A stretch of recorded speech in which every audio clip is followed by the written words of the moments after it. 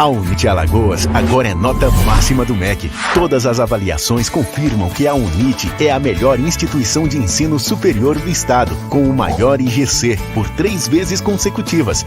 E agora com a nota 5 no recredenciamento institucional. Este é o resultado de um trabalho diário e em conjunto de quem acredita na educação como transformadora da sociedade, feita por professores, colaboradores e alunos. Nós miramos no futuro, transformando o presente pela geração de conhecimento e inovação. Preparamos nossos alunos para o mercado de trabalho e para a vida. Proporcionamos experiências internacionais e buscamos excelência pelo ensino, pesquisa e extensão com corpo docente qualificado e estrutura idealizada para garantir aos nossos alunos uma formação de qualidade. Unite, preparando para o mundo todos os dias. O Centro Universitário Tiradentes está promovendo mais uma live. Nesse encontro, vamos discutir e debater mais um tema do interesse da nossa sociedade, nesse momento de pandemia e de restrição social. Queremos, portanto, agradecer aos nossos palestrantes e debatedores, profissionais de vasta experiência nos assuntos que serão discutidos nesse nosso encontro. Obrigado a você também pela sua participação e solicitamos que vocês expressem as suas opiniões, façam os seus questionamentos, expressem os seus conhecimentos e as suas experiências, enriquecendo, portanto, o nosso encontro. Desejamos sucesso a todos e um grande abraço. Olá, boa tarde a todos, né, que estamos aqui ao vivo na live, mas para aqueles que vão acompanhar em outro momento, bom dia, boa noite, ou até mesmo boa madrugada, né? Mas para nós que estamos aqui ao vivo, que vamos discutir esse momento, boa tarde. Então, no nosso webinário de agora, nós vamos discutir desenvolvimento tecnológico de vacinas. Um tema super atual e extremamente importante.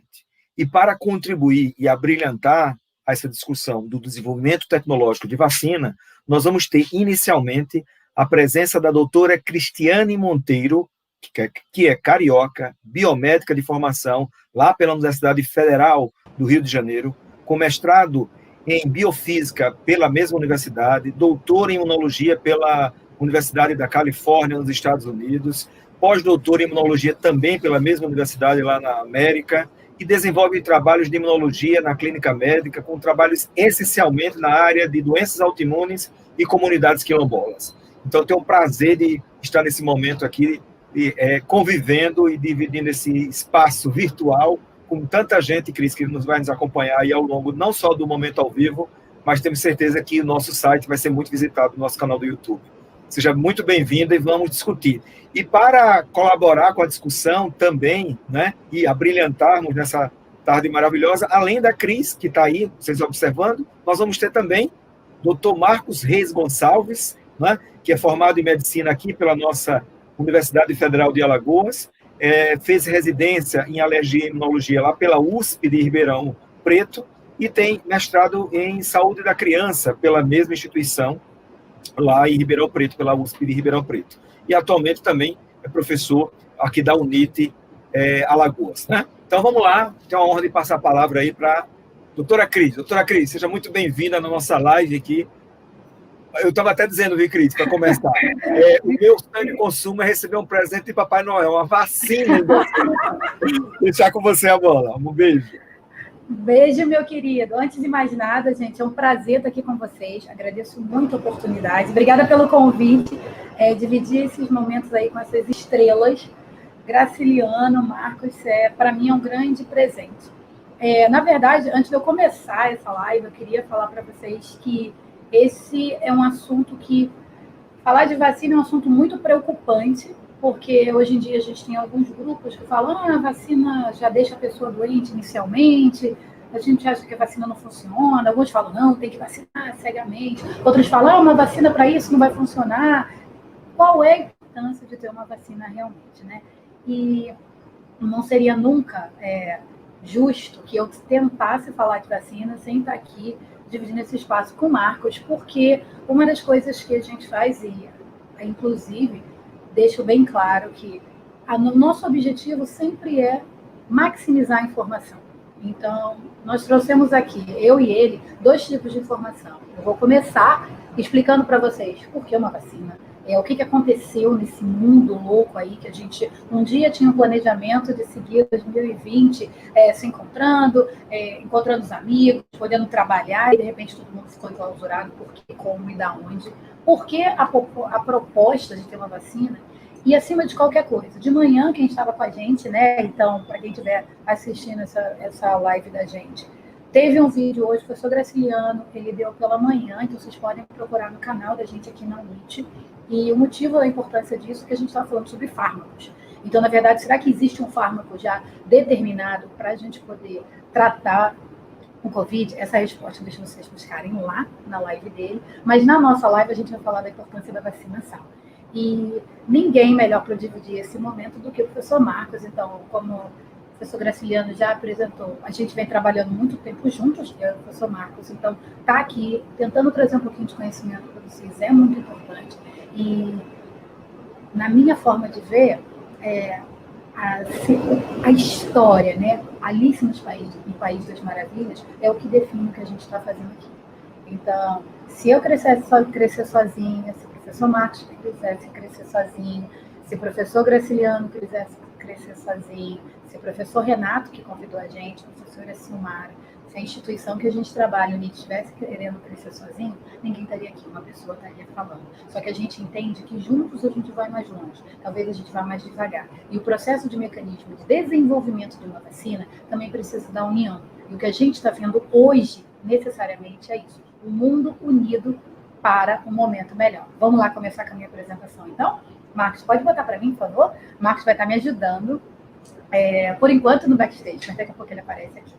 Gente, então, um dia a gente estava dormindo e estava tudo bem. Nós tínhamos plano dia 17 de março e todo mundo organizando sua agenda e, de repente, temos uma pandemia. Chegou um novo vírus. Ele é diferente, ninguém sabe nada. O que vai acontecer? Tem gente morrendo. A Itália parou. Veio da China. O que está acontecendo no mundo? Tem uma pandemia. Se espalhou por todo o globo e chegou.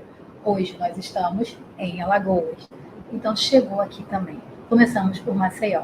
Dia 16 de março de 2019 foi o dia que nós recebemos o telefonema onde, a partir de hoje, nós estamos em casa. E de onde veio a necessidade da gente ficar em casa? Ninguém sabe o que estava acontecendo. A única clareza que a gente tinha era de pessoas morrendo com problemas respiratórios. Qual é a característica que a gente tem marcante nesse momento? Parece que o vírus é velho, mas ele tem características. Então, se é um coronavírus, que a gente já conhecia anteriormente, o que ele tem de diferente agora? Ele mudou uma proteína. E hoje a gente já sabe que tem mais, mas à época ele mudou a spike protein, que é a proteína de infecção dele, aquela que faz com que ele entre na célula. Então seria a PAMP. A característica do Covid-19 mudou, o que permite que o vírus infecte uma célula e você fique doente, mudou. E quando mudou, ninguém estava preparado, ninguém sabia o que fazer. E a gente teve uma pandemia mundial. Próximo, por favor. Esses dados, gente, são de ontem. Então, vocês podem de 10 de novembro de 2020. O que vocês estão vendo aí? São 50.321.382 casos de coronavírus, das quais nós tivemos 1.260.573 mortes. Nós temos um número de recuperados muito grande. Mas nós sabemos que o coronavírus, a infecção pelo coronavírus, ela não tem um grau de letalidade muito grande. O que quer dizer isso? Ela não é como o ebola. Há muitos anos atrás, quando o ebola apareceu, ele é um vírus que só causava alguma patologia se você tivesse transfusão sanguínea, contato com o sangue. Então, a partir do momento que você entra em contato com algum tipo, imediatamente todo mundo ficava doente e morria. O que o ebola fez? Isso está me dando muito trabalho. ser transmitido por uma transfusão sanguínea, um pouco de sangue, não quero isso não. Eu agora vou para o ar.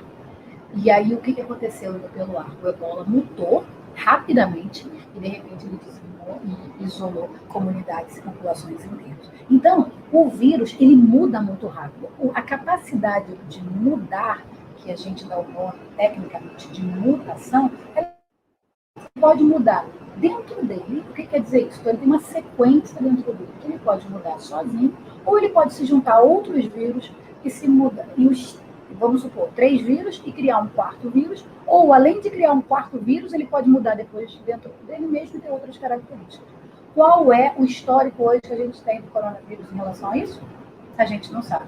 Mas o que a gente sabe é que são 50.321.388 casos. Não dá para brincar. Alguma coisa está acontecendo no mundo e a gente precisa tomar providência a partir de agora. E dessas providências, próximo, por favor, nós começamos com a hashtag Fique em Casa. Eu, por exemplo, o professor Marco, já fizemos outras lives juntos em outros momentos.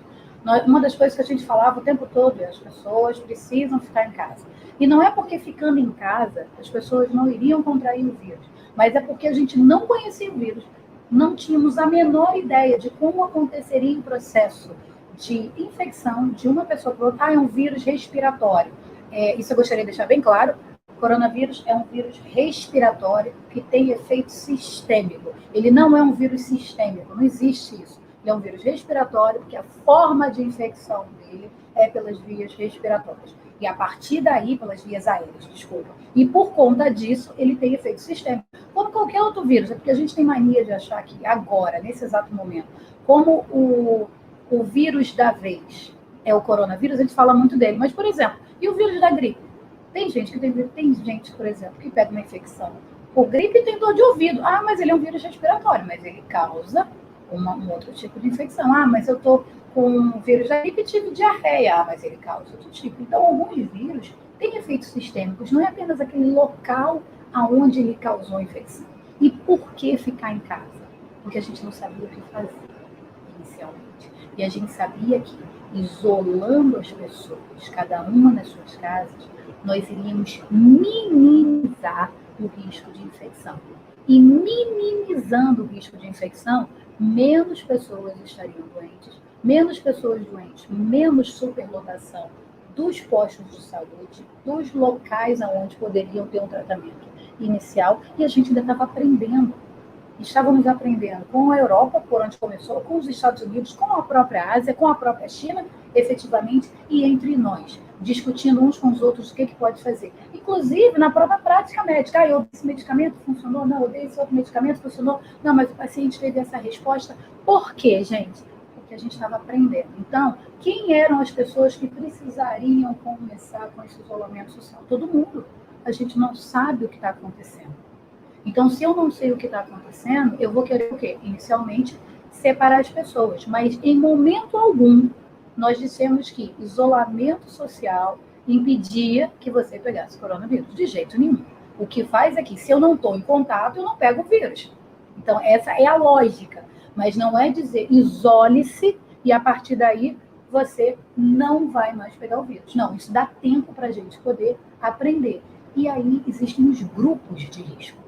O que é uma palavra grupos de risco? São pessoas que têm uma sensibilidade maior a ficar doente. Então, por exemplo, o idoso. Então, trazendo um pouco para a área do desenvolvimento do organismo. Então, quando a gente é criança, quando a gente é recém-nascido, o organismo da gente é completamente dependente do organismo da mãe, porque a gente tem o processo de aleitamento materno, onde as nossas defesas as individuais estão sendo desenvolvidas e o que as mães estão fazendo? Estão fornecendo anticorpos para nos proteger do meio ambiente.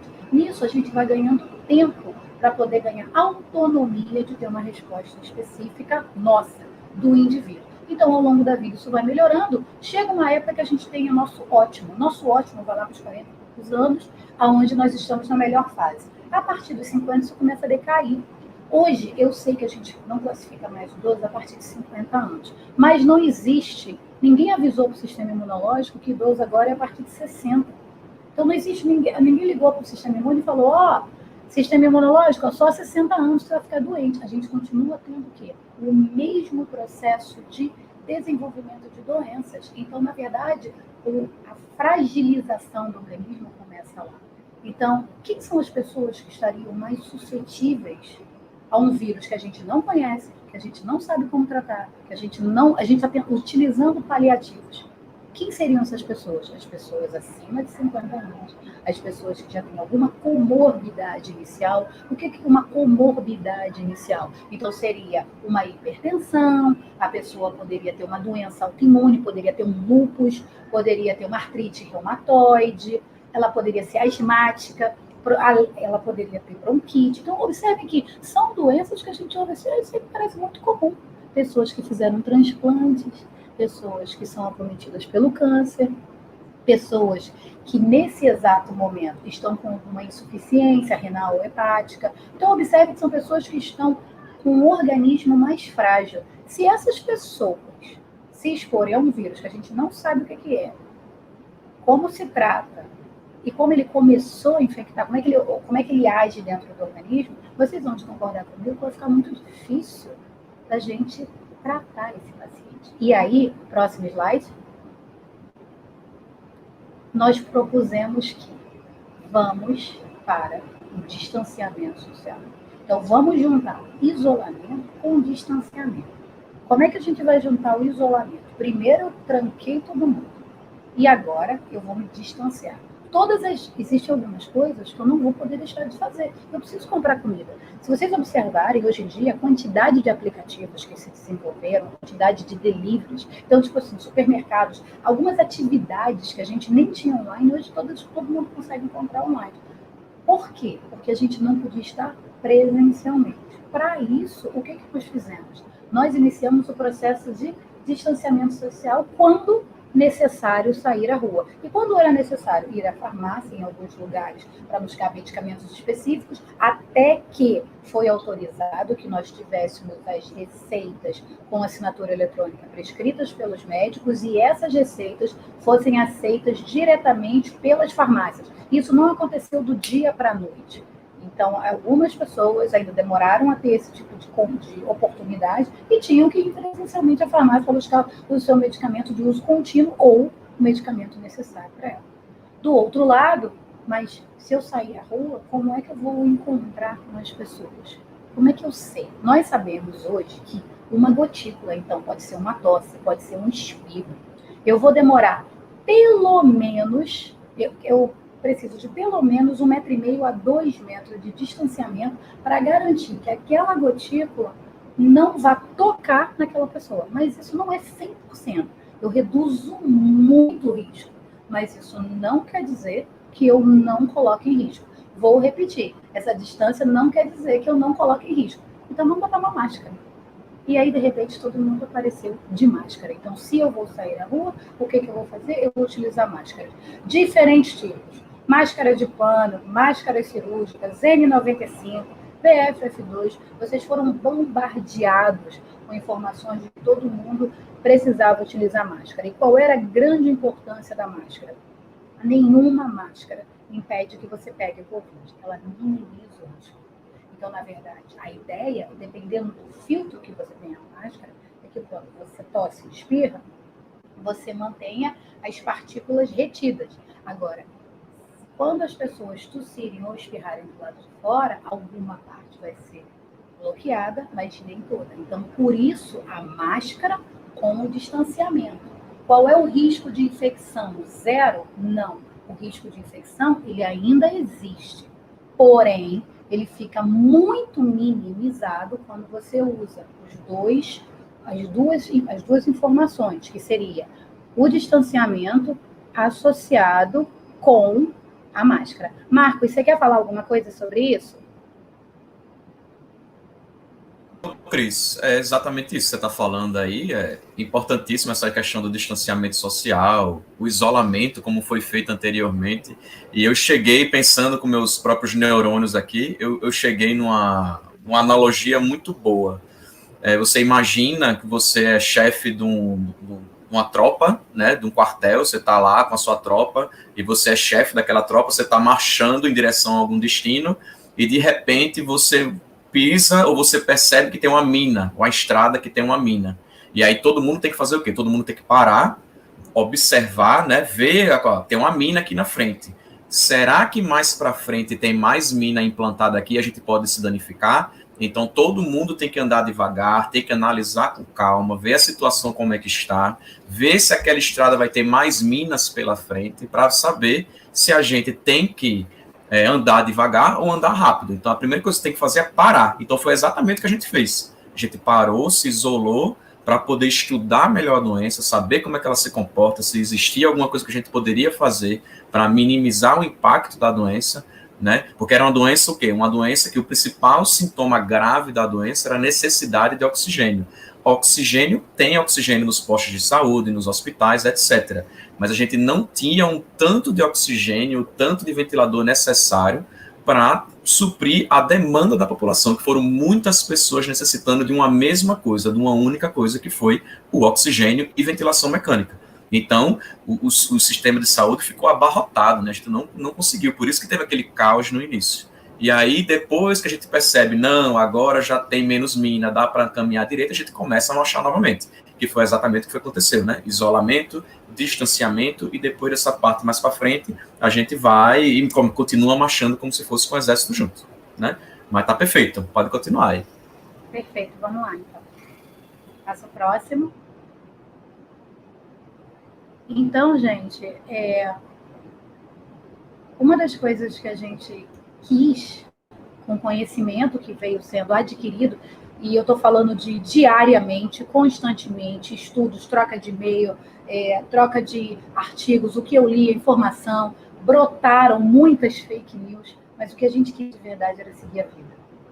Já não estava dando mais para ficar em casa trancado, já não estava dando mais para a gente viver à mercê de um vírus que está tomando conta do mundo todo e a gente não pode sair. Nós queremos estar em sala de aula, nós queremos encontrar os amigos, nós queremos estar indo ao congresso, nós queremos viajar. O mundo parou por causa do coronavírus. Então, nós não queremos que isso permaneça. Então, está na hora de trabalhar juntos, com o nosso conhecimento, para que a gente possa vencer isso. Próximo. Quando a gente pensa nisso, grupos infinitos de pesquisadores se reuniram. E é nesse momento que nós tivemos não apenas, e isso vale muito para dizer para vocês, nós não tivemos apenas as pessoas da pesquisa básica. Deixa eu abrir um parêntese para discutir isso um pouco com vocês. Nós temos a pesquisa básica e nós temos a pesquisa aplicada.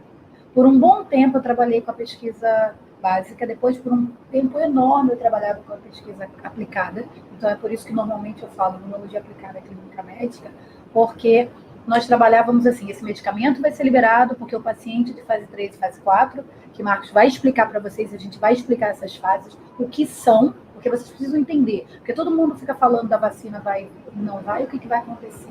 Então a gente precisava de fase 3, fase 4, para poder dizer assim, a gente pode seguir a vida. Mas, para isso, nós precisávamos voltar para o básico. E o que é o básico? Isolar o vírus. Isolou o vírus, pegar um coronavírus, colocar no olho de um microscópio e entender. Dentro de uma célula, claro, que não tão pequena assim a gente não consegue ver. E, a partir daí, ver as características principais dele, para que nós pudéssemos seguir a vida. E, para isso, nós começamos com a pesquisa básica.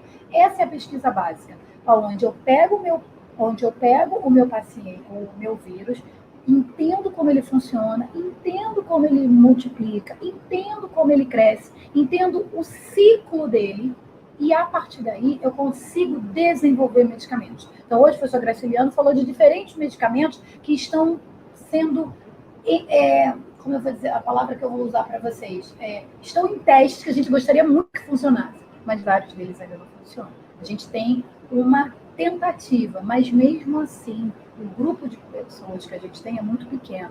Então, assim, tem um que funciona num grupo pequeno, isso é ruim. Então, várias pessoas, o mundo parou, como mostra esse slide para vocês, para quê? Para achar uma resposta para o coronavírus. E aí, próximo slide, como é que a gente faz para seguir a vida? Voltar ao básico significa entender como é que o vírus funciona. Próximo slide. Porque nós vivemos com um problema muito grande, que é o medo.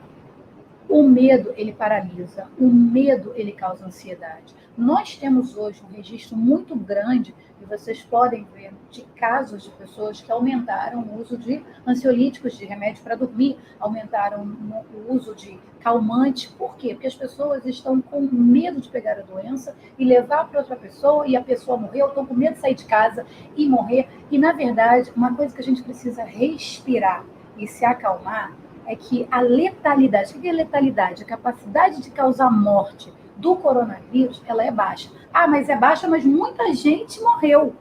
Sim, gente, muita gente morreu porque a gente não estava preparado. Nós não tínhamos nenhum preparo inicial para receber aquele coronavírus. Então, tudo que é novo assusta. Quer ver? Vou dar um exemplo para vocês. Quando vocês aprendem a escrever, qual é a coisa mais difícil do mundo? Fazer aquele negócio de caligrafia, né? Gente, eu fiz tanta caligrafia, ninguém merece. Aí tinha que copiar a letra, não sei o quê. Aquilo era horrível, uma tortura para mim. Aprender a tabuada. Tinha que decorar 1 vezes 2. Eu me lembro que eu ficava deitada na cama. Minha mãe, quanto é que é 2 vezes 9? Quanto é que é 9 vezes 8? E eu tinha que decorar. Tudo que é novo assusta, dá medo, e vocês não querem seguir. E a gente precisa confiar nos especialistas. A gente precisa confiar no que o Ministério da Saúde está falando para a gente. E uma das políticas, sendo bem críticos, até mesmo enquanto especialista da área, vocês têm que questionar as coisas que a gente fala também. Porque qual o embasamento daquela fase que eu estou dizendo para vocês? O que o Ministério da Saúde disse para a gente sobre seguir em frente? Ele disse que a gente tem que vacinar. A vacinação vai ser a solução para os problemas em relação ao Covid. E vacinar é criar artificialmente e sem riscos um estado de proteção contra determinadas doenças infecto-contagiosas e graves. Então, o Ministério da Saúde deu a solução. Querem viver? Ok. Crie uma vacina. Próximo slide, por favor. Criar uma vacina não é única e exclusivamente chegar no posto de saúde e tomar uma injeçãozinha. Próximo slide. Criar uma vacina não é única e exclusivamente ter uma célula e um monte de anticorpo, porque anticorpo virou a célula, o momento, né? Todo mundo quer fazer teste rápido para IgM e IgG. Fiquei até surpresa ontem quando eu soube que o aumento do número de compras de testes rápidos está de 75% depois das reaberturas. Não entendi. A gente achou que as pessoas já estavam compreendendo um pouco mais o mecanismo, mas todo mundo quer saber se está tendo nesse exato momento, se teve ou encontrou, passou por Covid ou não. Mas produzir uma vacina, vacinar, não é ter só anticorpo o tempo inteiro. Próximo slide. Na verdade, é entender que nós temos alguma coisa ruim, que seria essa coisa verde, a gente chama de bad nesse slide para vocês, e nós vamos colocar uma forma de destruir. E essa forma de destruir seria uma forma boa, uma coisa boa, que aí para vocês está em vermelhinho nessa chave. E o que ele fala aqui é o seguinte: a célula boa vai matar a célula ruim. Então, mas como é que uma célula boa vai matar uma célula ruim? A primeira coisa que tem que acontecer, necessariamente, é que eu saiba como é que uma célula boa vai matar uma célula ruim. Próximo slide. E quem faz isso é a nossa resposta imune. Quando a gente fala da resposta imune, próximo, nós temos 4 pilares. O primeiro pilar é o reconhecimento imunológico. Então, o que é o reconhecimento imunológico? No contexto de Covid, que a gente está falando hoje, o meu sistema imune, que é o meu sistema de equilíbrio, homeostase e defesa do organismo, ele precisa saber quem é que está causando a doença, quem é essa célula ruim. Então, quem é que está deixando a gente doente? Nesse caso, o meu sistema imunológico precisa reconhecer o Covid. Próximo. Uma vez que eu reconheça o Covid, o que eu vou fazer? Eu vou recrutar um grupo de células que vai dizer assim: opa, Covid, vamos destruir.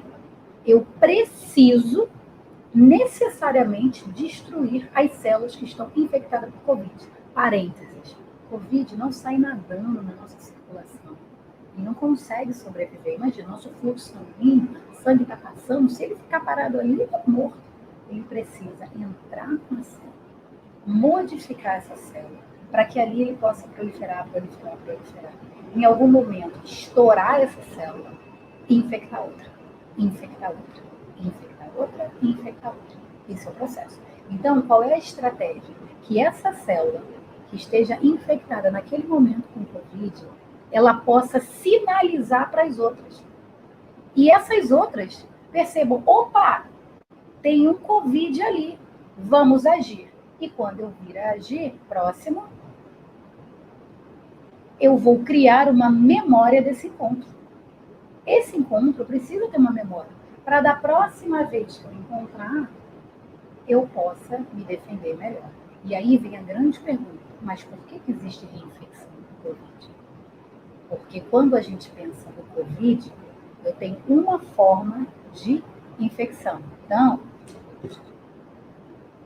eu comecei a infectar, meu Covid teria 4 proteínas de infecção.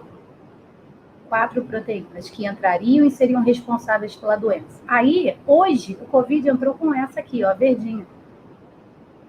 Se ele entrou com a verdinha, o que aconteceu? Quando eu encontrar a verdinha de novo, eu vou destruir. Mas e se eu encontrar a rosa? Se eu encontrar a rosa, a rosa não é verde. Então, existe o risco de eu ficar doente. Ah, mas e se eu encontrar a roxa? Existe o risco de eu ficar doente. Então, gente, a memória imunológica, ela é extremamente importante na resposta que eu vou ter a um micro-organismo. Porém, eu tenho que considerar que se forem pedaços diferentes desse micro-organismo, ou cores diferentes do meu micro-organismo, eu também vou estar comprometendo o quê? A minha memória imunológica. Eu vou lembrar. Como é que eu vou lembrar de uma coisa que eu nunca vivi? Eu tenho que lembrar do que eu já encontrei. Vamos lá para o próximo? E eu vou ter que regular. E o que é uma regulação imune? Essa é a última etapa. Eu vou ter que saber desligar. Porque enquanto eu estou destruindo o Covid, e isso é um parênteses gigantesco para fazer para vocês, enquanto nós temos... O Covid ele é muito inteligente. O Covid é muito inteligente porque ele aumenta a resposta imunológica, ele exacerba a resposta imunológica de uma maneira que o paciente acaba tendo o quê? Síndrome respiratória aguda. Aquilo ali é uma tormenta, uma enxurrada de citocinas recrutando as células do sistema imune. E o sistema imune fica desbaratinado, sem saber para onde ir. Esse excesso de resposta faz com que o organismo faça assim, peraí, e agora? Eu vou para onde? E em vez de desligar, eu aumento. E o organismo colapsa e nós vemos o óbito. Então, na verdade, eu preciso parar esse exagero da resposta imune para que o paciente tenha uma regulação e aí eu consiga tratar o paciente. Então, na verdade, o meu paciente ele acaba vindo a óbito por exagero da forma que o sistema imune tenta defender. Próximo, por favor. Então, só para vocês observarem como é que acontece isso. Eu tive o meu encontro de reconhecimento, que eu falei para vocês, que é essa célulazinha aqui do meio. Quando eu tenho esse encontro de reconhecimento, aí eu posso ter 2 formas de destruição. Para o vírus, sempre a resposta principal ela é celular. Vou repetir.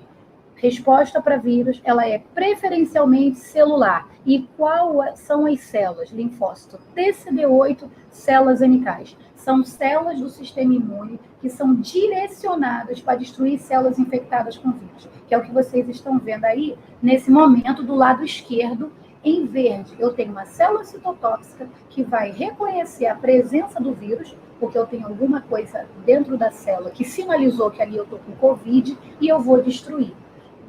Secundariamente, eu tenho a presença dos anticorpos, que os anticorpos é que vão ser o quê? Responsáveis por maximizar essa destruição dos vírus que os linfócitos TCD8 e células anicais iniciaram. Próximo.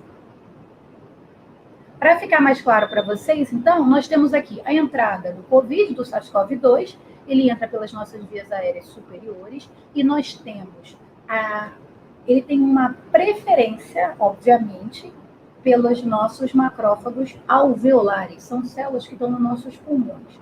Ele lá, nesse caminho, encontra com as células dendríticas, que são células apresentadoras de antígeno. O que são as células apresentadoras de antígeno? Eu preciso avisar o meu organismo que eu tenho uma infecção. Avisar o meu organismo que eu tenho uma infecção não é apenas o processo inflamatório, onde eu tenho febre, dor de cabeça, cansaço, vermelhidão, onde eu paro de, por exemplo, mexer um órgão, onde eu tenho muita coriza. Não. Eu preciso que alguém fale, esse aqui é o Covid. Então, eu preciso de uma resposta específica. Quem faz isso são as células apresentadoras de antígeno. Preferencialmente, elas vão apresentar para a esquerda, que vocês estão vendo desse slide, que seriam os linfócitos CD8 e células NK, que vão destruir de forma massiva todas as células infectadas com Covid. Nesse meio aí, as células pulmonares estão liberando uma coisa chamada interferon, que é uma citocina que chama mais CD8 e mais células NK. Vocês entendem que o Covid vira e fala assim, libera mais, libera mais, libera mais, libera mais. Aí quando libera mais, libera mais, libera mais, o que acontece? Bum! Exagero da resposta, óbito. No início do processo infeccioso, o Covid desliga o interferon. Por que ele desliga?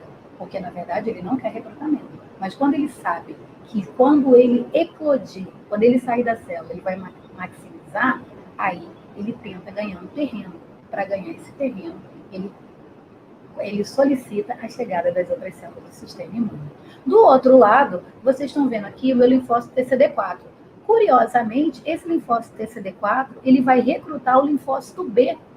E esse linfócito B vai evoluir para uma célula chamada plasmócito, e ela vai secretar o anticorpo específico contra a Covid. Então, o primeiro anticorpo que eu secretei para a Covid, ele vai ser contra aquele pedacinho que a célula apresentadora de antígeno mostrou para mim. Próximo. Então, o que a gente vai fazer com esse pedacinho que ele apresentou? Se eu sou capaz de produzir um anticorpo, eu sou capaz de produzir uma vacina de forma externa. Então, eu sou capaz de mimetizar o que o meu Covid fez. Só que agora, de forma empírica. Agora, eu vou estudar, como a gente falou antes, como é que esse Covid entra na célula e, a partir daí, eu sou capaz de produzir uma vacina. Vai lá, Marcos.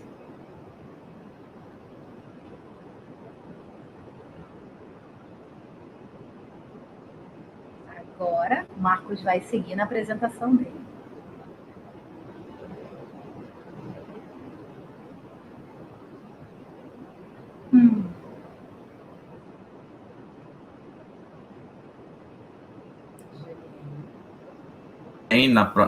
Nessas etapas aí foi justamente o que Cris falou lá atrás.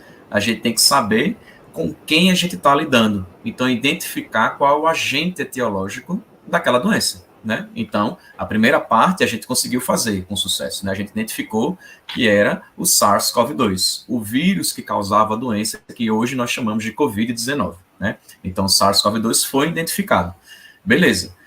Vamos partir para a segunda etapa agora. A gente tem que saber qual a parte, né, do SARS-CoV-2 que ativa o sistema imunológico, né? Então, a gente tem várias proteínas de superfície, a Cris falou das 4 principais proteínas, e a principal proteína que ativa o sistema imunológico é a spike protein, né? Ele é chamado de coronavírus porque ele tem como se fosse um aspecto de coroa, quando a gente olha para ele na microscopia eletrônica, né? A gente vê lá o vírus e vê que nele ele tem essas proteínas vermelhazinhas aqui em cima, que elas parecem uma coroa, então por isso que ele é chamado de coronavírus. E a spike protein é essa proteína de espícula, né, que parece que faz essa coroa, é essa vermelhinha. Então a gente sabe que essa proteína é a principal proteína que ativa o sistema imunológico.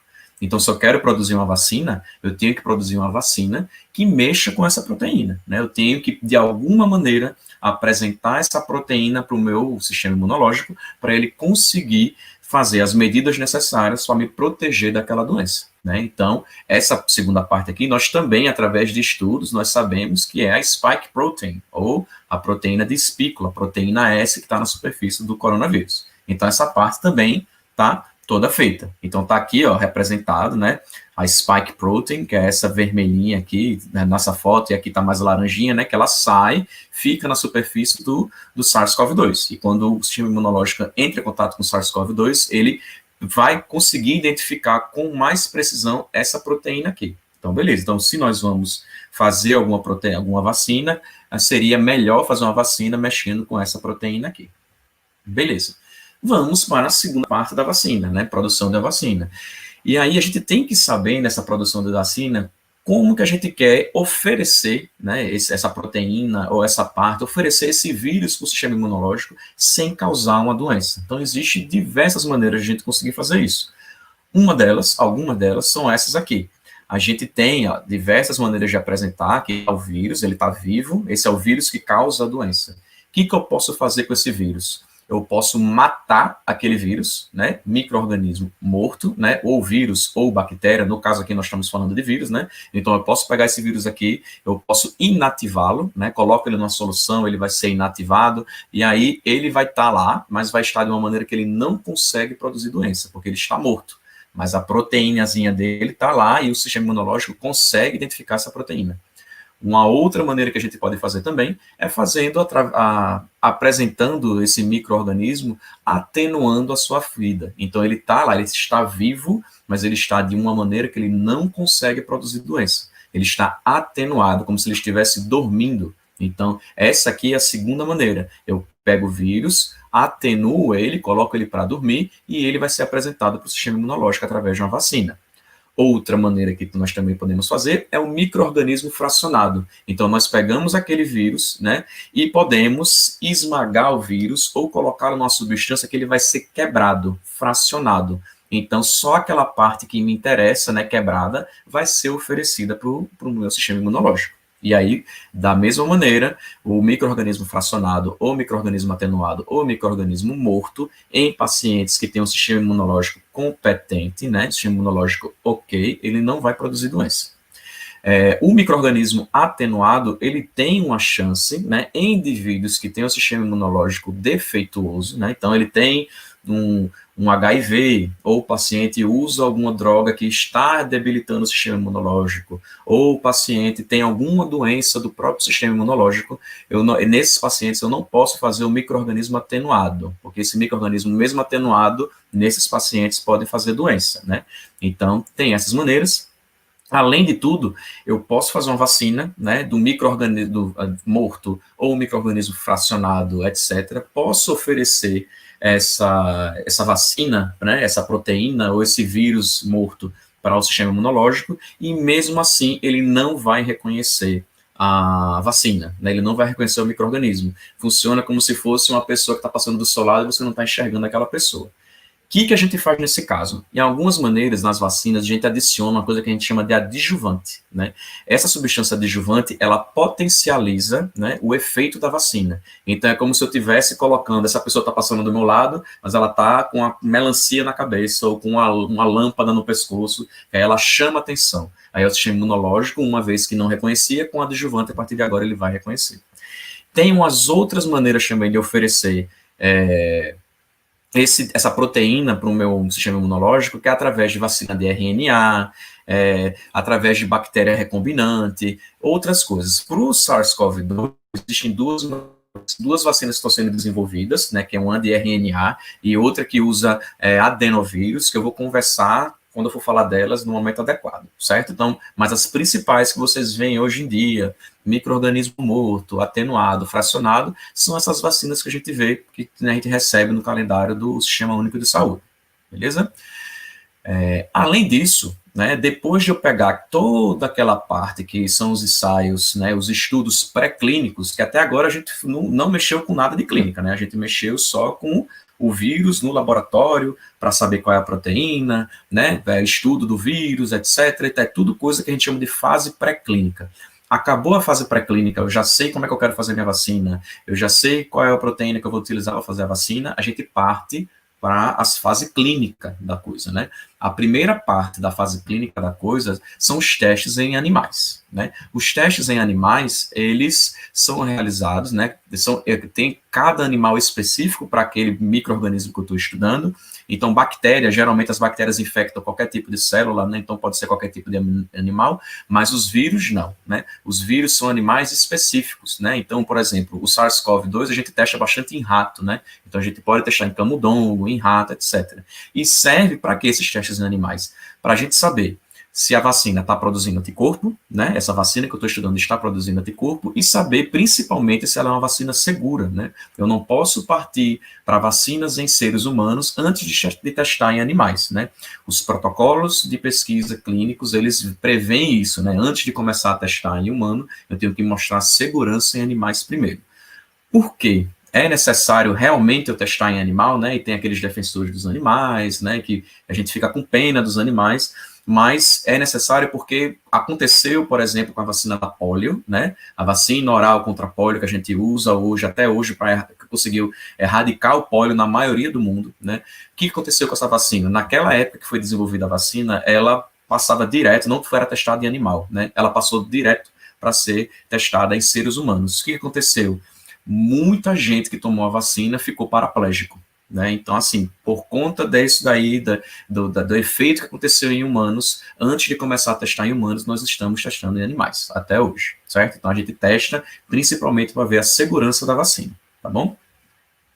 E aí, depois disso, testamos em animais, a gente viu que produziu anticorpo, viu que produziu, que é uma vacina segura, a gente vai começar a testar a vacina agora em seres humanos, tá?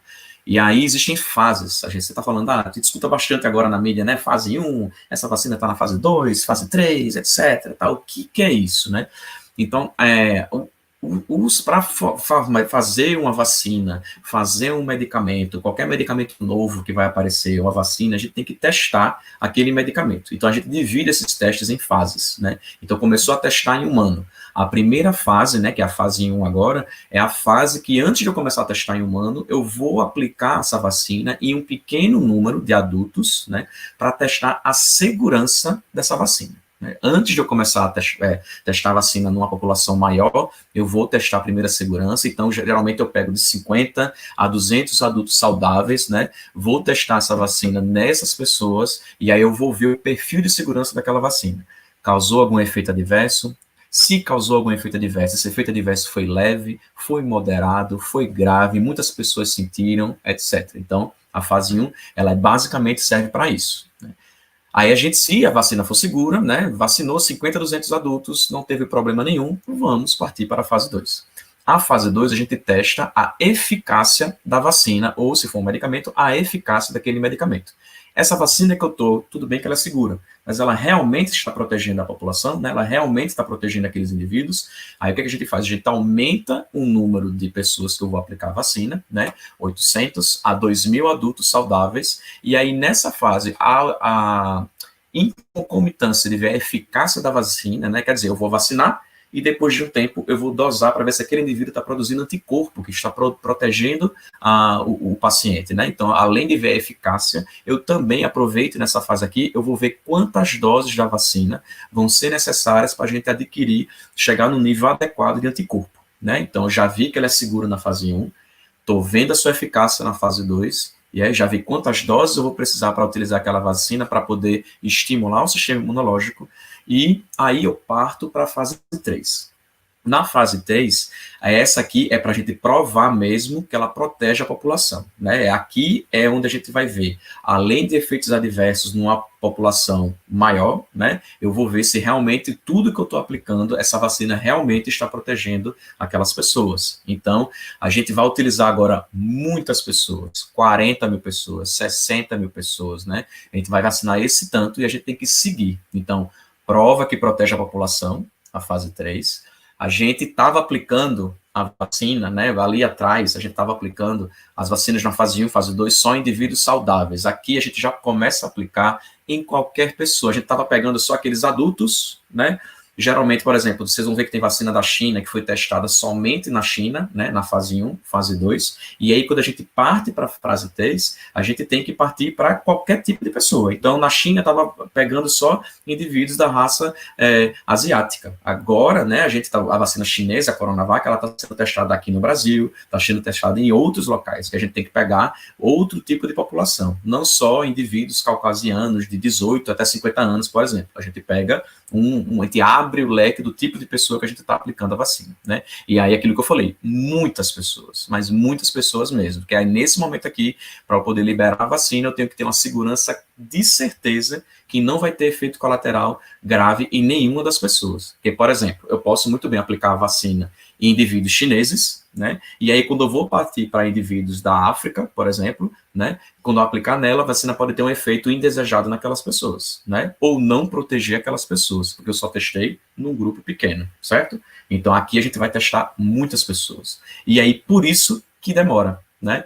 Por que demora a fase 3? A fase 3 é a mais demorada de todas, porque são 40 mil pessoas. Eu não vou, vacinar 40 mil pessoas de um dia para o outro, né? As pessoas têm que ir chegando, e aí a gente vai acompanhando essas pessoas. A gente vacina e acompanha. Por quê? Porque a gente tem que deixar essas pessoas terem uma exposição natural da doença. Então, imagina só que eu vacinei 30 mil pessoas com a vacina, e aí eu tenho que esperar um certo tempo para ver um número que aquelas pessoas vão ser infectadas para eu conseguir avaliar estatisticamente se aquela vacina está protegendo realmente ou não as pessoas, tá? Então, a gente tem que ter uma exposição natural da doença. Existe também alguns casos que a gente tem também a exposição voluntária, que a gente chama de teste do desafio humano, que aí eu vacino aquela pessoa e eu mesmo pego o vírus e jogo o vírus naquela pessoa, né? A pessoa ela vai ser desafiada, né? Existe toda a ética para a gente conseguir fazer isso, certo? Por exemplo, doenças graves, como o ebola, que nem a Cris falou, a gente não pode fazer isso de jeito nenhum. Mas o SARS-CoV-2, existe já estudos de algumas vacinas que vão fazer isso, né? Porque já foi visto que, como a Cris disse, a taxa de fatalidade do SARS-CoV-2, do Covid-19, é uma taxa de letalidade muito baixa, né? Então, a gente tem autorização para poder fazer isso no SARS-CoV-2, tá? E aí, depois disso tudo, né, passou pela fase 3, que é a fase mais demorada, a gente vai ter a aprovação das agências sanitárias, né, e a partir disso a gente vai começar a produzir a vacina em larga escala para ser oferecida à população, tá? Então, essas etapas demoram muito. Então, a produção em massa, né, depende de muitas coisas, né? Então, vou começar a produzir em massa.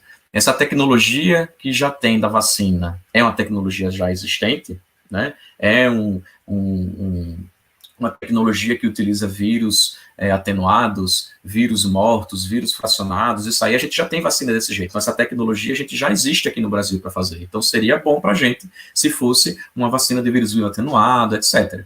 É uma tecnologia nova, né? Por exemplo, a vacina de RNA mensageiro é uma tecnologia nova. Então a gente não tem aqui no Brasil a tecnologia para fazer esse tipo de vacina. Então é uma coisa que demoraria mais, tá?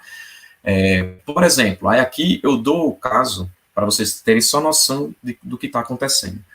A gente teve uma epidemia de influenza em 2009, né, que é a gripe, né, a gripe H1N1. Em 2009 teve a epidemia e a gente já tinha tudo que a gente precisava para fazer a vacina, né? A gente já tinha a fábrica, já tinha a vacina pronta, a única coisa que precisava fazer era pegar um vírus novo, que era do 2009, foi um vírus novo, né, um sorotipo diferente do H1N1, a gente tirar esse antigo e botar um novo ali dentro, não precisava fazer nada mais. Demorou 6 meses para fazer isso, tá? Era uma urgência, era uma pandemia, era bem mais grave que a SARS-CoV-2 e demorou 6 meses para isso acontecer, tá?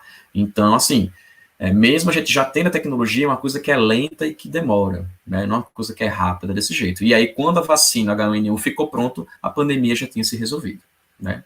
Já tinha acabado a pandemia. Então, é uma coisa que demora bastante.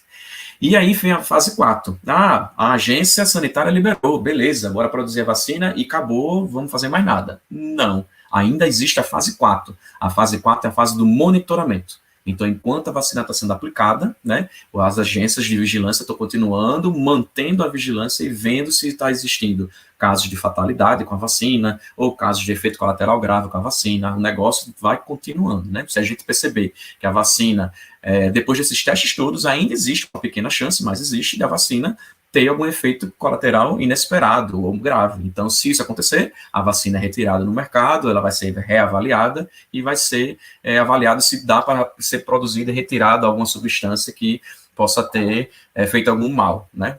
Por exemplo, foi o que aconteceu com a vacina do rotavírus, né? A vacina do rotavírus foi liberada, fase 4, monitoramento, a gente começou a perceber um efeito colateral em crianças muito pequenas, né?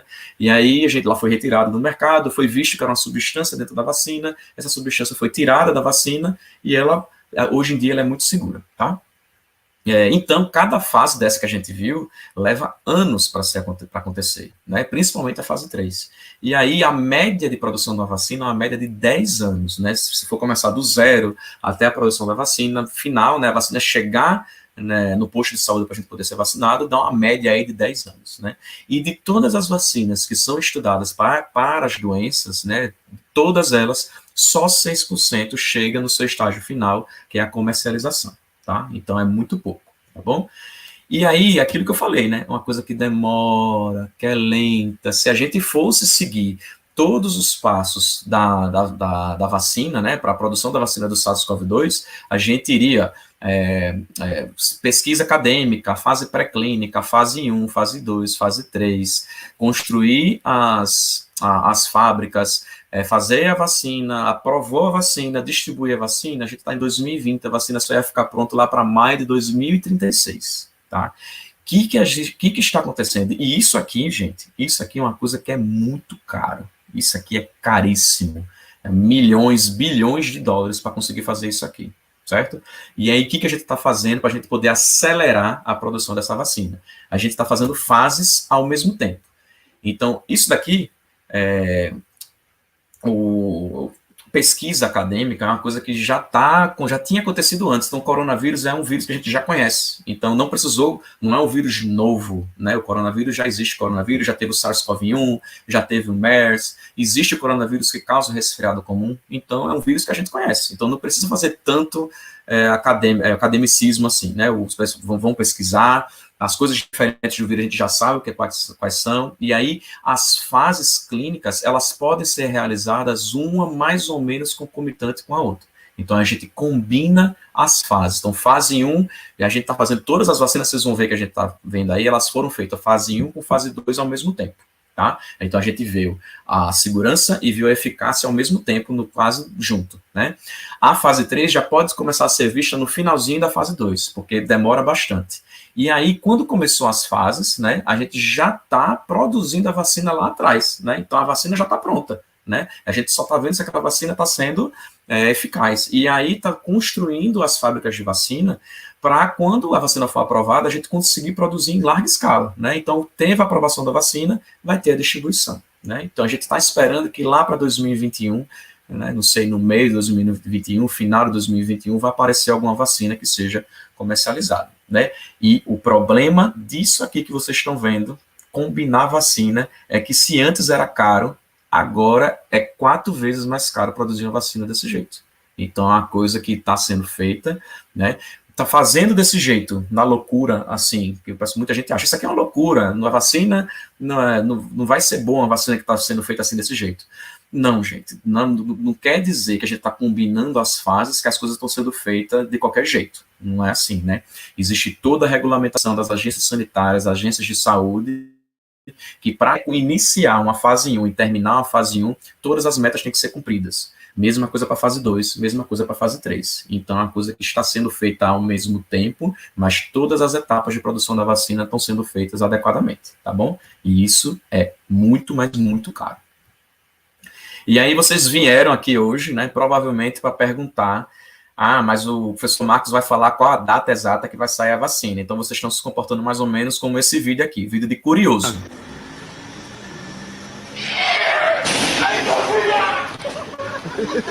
Olha que curiosidade.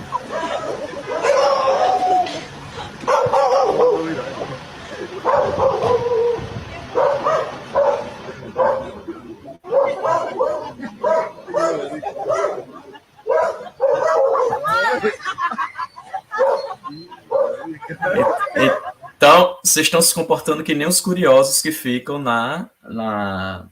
em cidade assim pequena, né? Porque vamos saber quando é que vai sair a vacina nova, né, de coronavírus, né? Então, quanto tempo?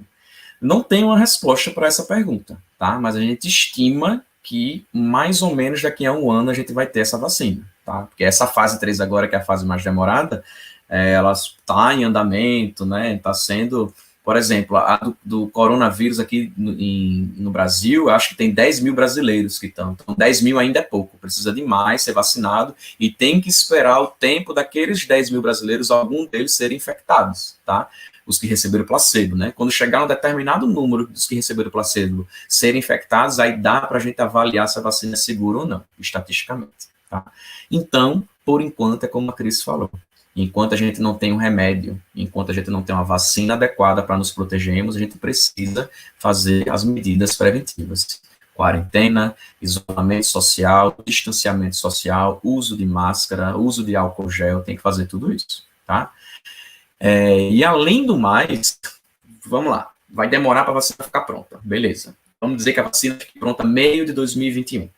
Depois que a vacina ficar pronta, ela tem que ser produzida em larga escala. Então, vai demorar para ela ser produzida em larga escala. Depois que ela for produzida em larga escala e começar a ser aplicada na população, a gente só vai ter uma segurança boa de começar a andar por aí, estar protegido, não precisar usar máscara, por exemplo. A gente está, assim, livre, entre aspas, né, do coronavírus, quando a gente tiver 80% das pessoas vacinadas, o que vai levar um tempo também. Certo? Então, tem que haver 80% para a gente ter aquela proteção que a gente chama de proteção de rebanho, tá? E, além do mais, tem outra coisa que a gente tem que pensar também. Vacinamos, a vacina ficou pronta, foi liberada, vacinamos 80% das pessoas. Por quanto tempo vai durar essa proteção da vacina? Ninguém tem essa resposta, tá? Então, a gente tem que esperar e ver se depois que vacinamos as pessoas, a gente vai precisar vacinar uma vez por ano, não precisa vacinar mais, então tem que ver também quanto tempo vai durar essa proteção, né? Não é só vacinar e fim de papo. E aí vamos começar agora a falar das vacinas que estão em estudo, né? Primeira coisa, né? Vocês viram bastante aí na mídia o negócio de intenção de compra. Estados Unidos comprou não sei quantas doses da vacina, né? Brasil quer comprar a vacina chinesa, São Paulo comprou a chinesa.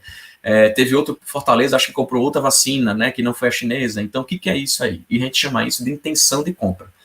O laboratório precisa de dinheiro, né, para produzir a vacina, porque, como eu falei, é caro. Então, uma das coisas que eles fazem, né, é chegar para os países e falar, ó, a gente tem essa vacina aqui é promissora, né, a gente está fazendo os estudos fase 1, fase 2, ela se mostrou bastante promissora, e agora a gente vai entrar em fase 3, e a gente quer saber se vocês querem comprar, né, essa vacina antecipadamente. Né, e aí o país pode se mostrar interessado em comprar a vacina, e eles compram X doses, né, e aí quando o país paga, né, aquelas X doses, já paga antecipadamente, né, quando a vacina está pronta, se a vacina for a escolhida, for a promissora, for a campeã aí, né, dessa corrida aí tecnológica, esse país vai receber essas doses antecipadamente, certo?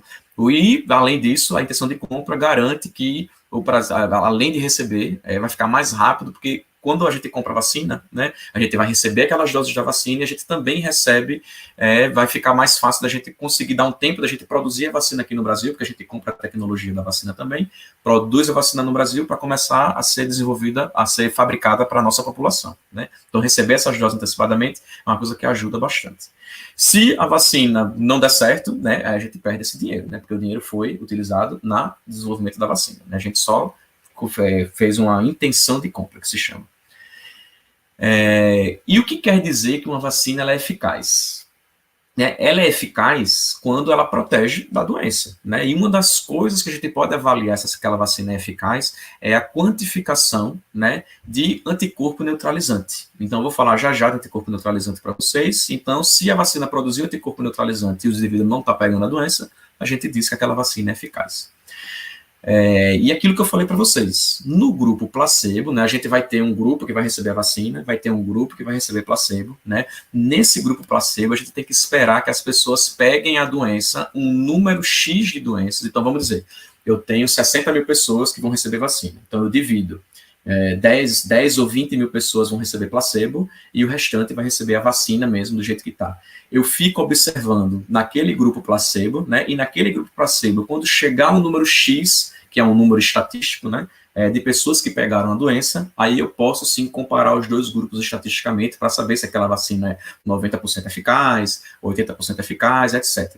Então, nada do que vocês estão vendo até agora, né, de fase 3, essas notícias que saem em jornal, porque a vacina é 100% eficaz, 90% eficaz, nenhum estudo fase 3 ficou pronto. Então, a gente não tem esse número, né, a gente não sabe qual vacina é melhor que a outra ainda, tá?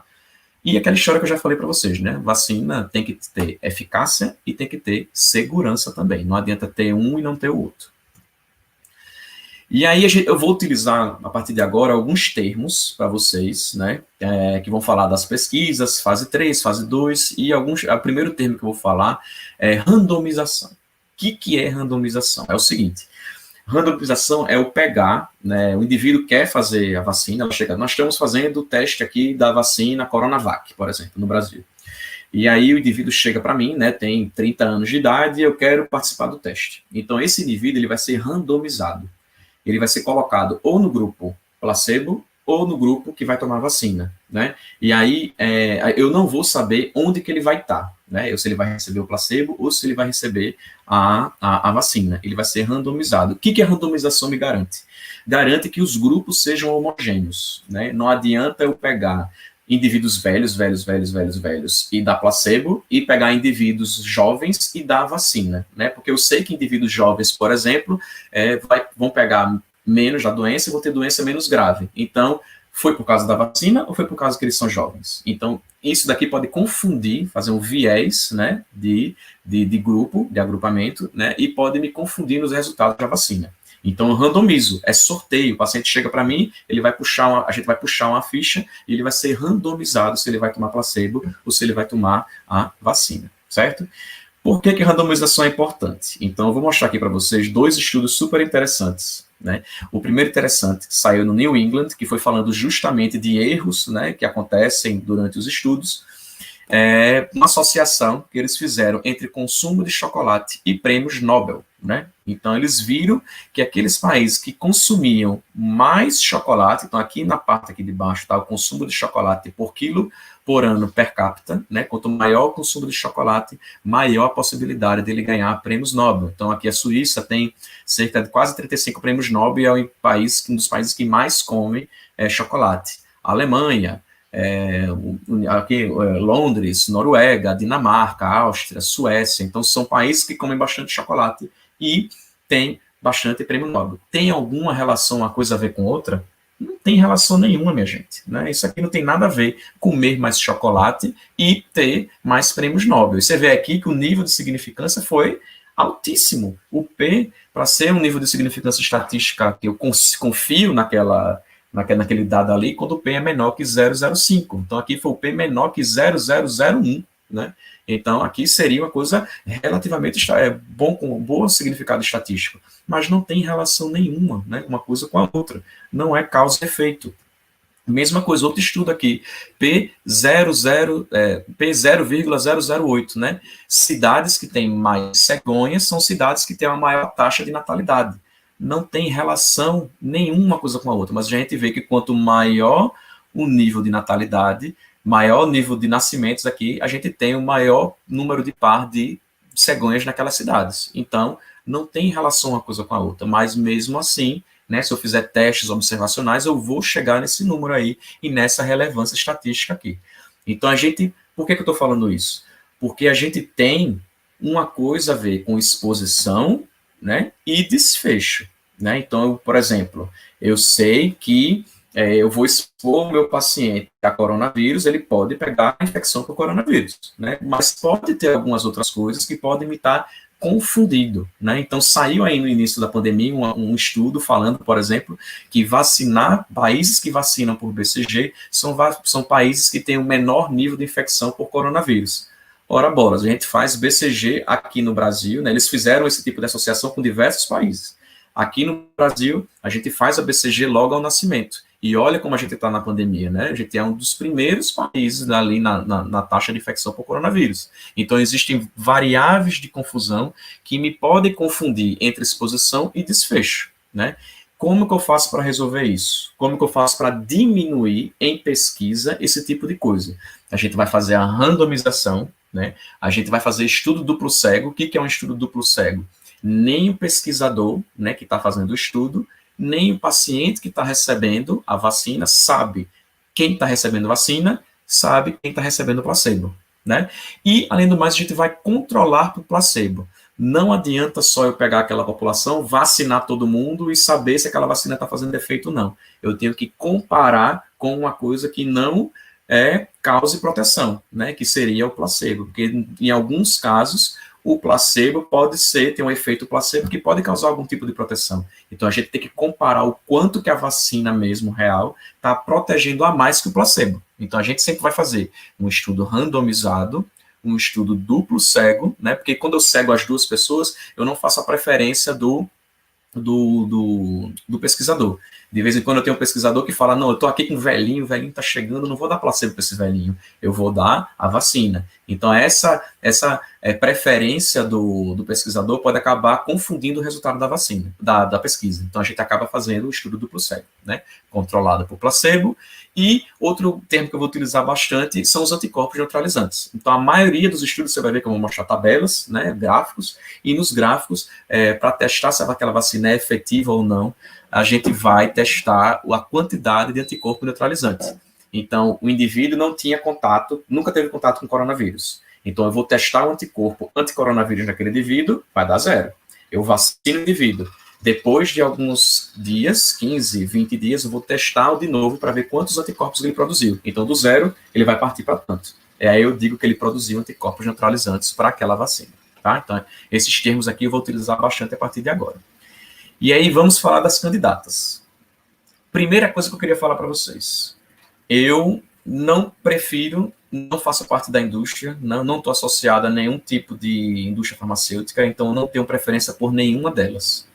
Eu, Marcos, se surgir uma vacina que foi produzida aqui em Vergel do Lago, né, que é um bairro que tem aqui em Maceió, que é bem pobre, e disser que essa vacina, comprovadamente, cientificamente, através de estudos confiáveis, ela é a melhor vacina, eu vou vacinar com ela, tá? Então, não importa se a vacina é chinesa, se é russa, se é da Tchecoslováquia, não tem a mínima. O que eu quero é que exista uma vacina que seja eficaz, que seja segura e que a gente consiga tirar e diminuir o risco de ser infectado. Então, não tenho conflito de interesse nenhum, é isso que eu queria dizer. Tá? Então, vamos para as candidatas.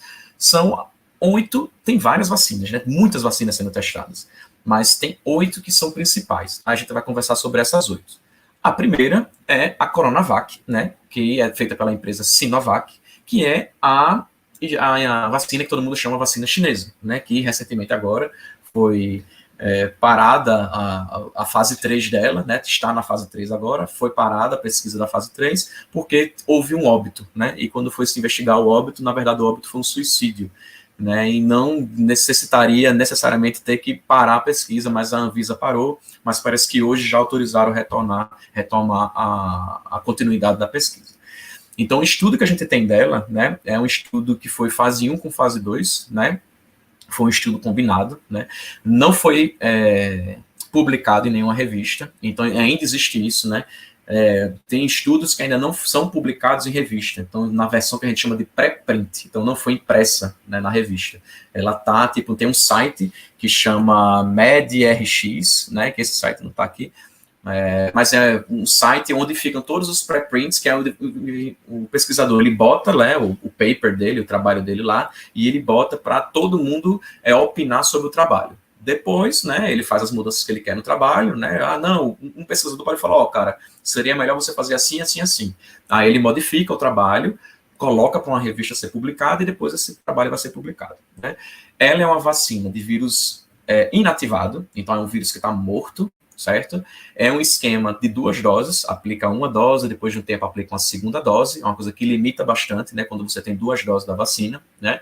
Ela já está sendo aprovada, ela já está sendo, apesar de não ter o fase 3 concluída, ainda existe uma outra coisa que pode acontecer, é que os países autorizarem, né, ser aprovada em uso limitado, quer dizer, você usa em uma certa população, por exemplo, na China está sendo usada para o pessoal do exército, né, então está sendo usado para o exército, e aí, enquanto a fase 3 está correndo, depois que a fase 3 acabar e for liberada, libera para a população toda, tá?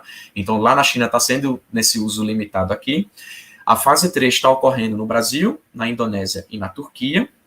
E, recentemente, que é uma coisa boa, porque nenhuma vacina está fazendo isso, só a Coronavac está fazendo isso, ela está sendo, vai começar a ser testada em criança também, tá? Que é uma coisa que todo mundo fala, assim que sair a vacina, vamos abrir as escolas. Gente, nenhuma vacina está sendo testada em criança ainda. Não saiu nem autorização para o uso adulto, quiçá de criança, tá? Então, recentemente ela vai começar ainda a ser aplicada em criança e, como ela é feita de vírus inativado, a produção dela aqui no Brasil vai ser mais fácil, né? Então, é uma vacina que tem uma grande promessa aqui no Brasil, tá bom? Esse estudo, que é o preprint que eu falei lá, ele é um estudo que tem tudo que a gente quer, né? Ele é randomizado, ele é duplo cego, ele é placebo controlado, então, nos trinques, né? O problema dele é que a fase 2 foi feita somente em asiáticos, né? Então, quando começar a aplicar aqui na população brasileira, a gente pode descobrir alguma coisa diferente, né? Quer dizer, já está sendo aplicada, né? Ela foi, na fase 2, aplicada somente em 600 adultos, e na fase 2 não teve efeito adverso grave nenhum. Então, fase 1, fase 2 mostrou que ela é eficaz, porque ela produziu anticorpo neutralizante, que é Neutralizing Antibodies, né, o NAB. Você sempre vai ver essa sigla aqui, NAB, quer dizer anticorpo neutralizante. E eles viram isso por faixa etária. Então, olha que legal. Tem a faixa etária aqui de 18 a 29 anos, o vermelho de 30 a 39, o azulzinho claro de 40 a 49 anos, e o azul roxo, o azul mais escuro, de 50 a 59 anos de idade. Então, nesse esquema aqui, aplicando no dia 0, aplicou hoje, e a segunda dose aplicou depois de 14 dias, né? E aí tem um outro esquema também que aplicou no dia 0 e depois de 28 dias. E aí eles viram a produção de anticorpo. Então, aqui, produção de anticorpo, eles fizeram 2 testes ainda. Eles testaram a dosagem de 3 microgramas, que é essa primeira tabela aqui, e testaram a dosagem de 6 microgramas por aplicação, que também é essa resposta aqui. Então, eles viram que a diferença de 3 microgramas para 6 microgramas não teve tanta diferença assim na produção de anticorpo, e que depois da produção de anticorpo, os indivíduos, né, depois de 14 dias e depois de 28 dias, a produção de anticorpo foi adequada. Né? Então, aqui, ó, 32, né? Esse 32 aqui já é um nível de produção boa. Então, aqui, eles produziram anticorpo depois de 14 dias, depois de 28. E depois nesse esquema de 0 e 28 dias, né, também teve uma produção boa de anticorpo. E mesma coisa da de 6. Então, eles viram que a produção de anticorpo, a de 6 até depois de 28 dias, teve uma produção um pouco maior que de anticorpo. Então, uma vacina que é eficaz, por enquanto, em fase 2, ela é eficaz e ela é segura. Tá? Existe uma outra vacina, aqui, a vacina da AstraZeneca, que é a vacina que está sendo produzida junto com a Universidade de Oxford, né? Ela foi... O estudo dela foi lançado agora em 20 de julho, na Lancet, né? O estudo de fase 2 dela, né? Que foi junto, né? Fase 1, junto com fase 2. Essa é uma vacina que utiliza, é interessante que ela utiliza um vetor viral, né? Ela não utiliza o SARS-CoV-2 para vacinar as pessoas, ela utiliza o adenovírus de chimpanzé. Eu vou mostrar um esqueminha para vocês já explicando como é isso. Funciona como se fosse um cavalo de Troia, né? Utiliza o adenovírus atenuado, né? Foi feita fase 1 e fase 2 em combinado.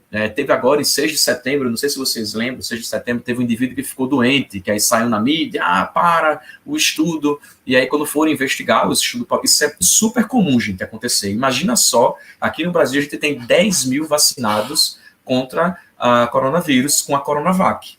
Em algum momento, algum desses caras vão ficar doentes por algum motivo. Então, frequentemente vocês vão escutar na mídia falando que o estudo para, eles vão lá, investigam aquele paciente, vê o que aconteceu. Esse de 6 de setembro da AstraZeneca não foi por conta da vacina, a doença do cara, né? Não era coronavírus que o cara pegou, e aí o estudo foi normalizado, eles investigaram, foi tudo ok, o estudo continuou, né?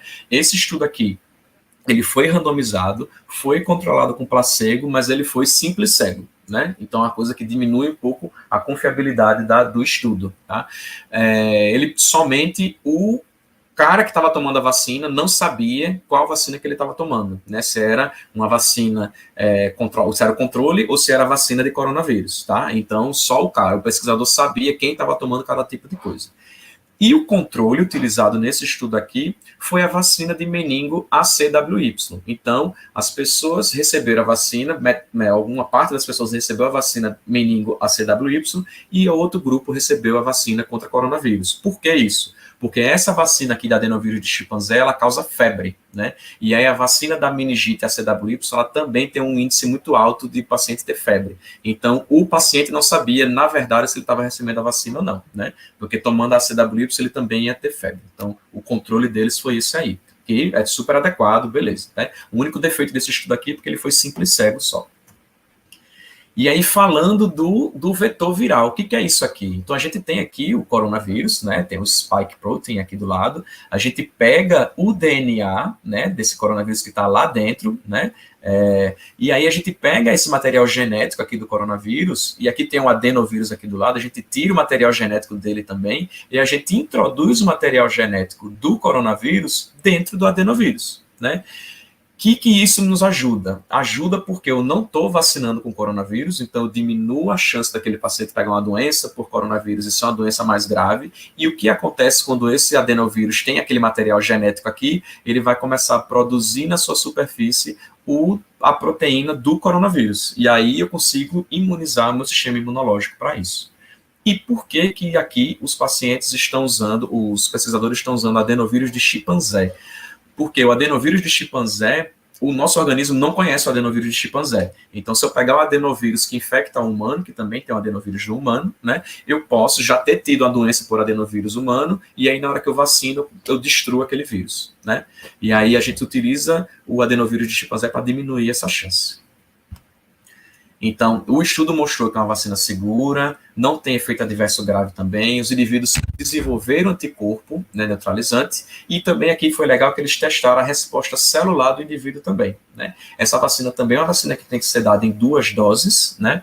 E a fase 2, um defeito desse estudo é que na fase 2 os indivíduos, em sua maioria, eram caucasianos, então não teve indivíduo da raça negra nem asiático aqui no meio, tá?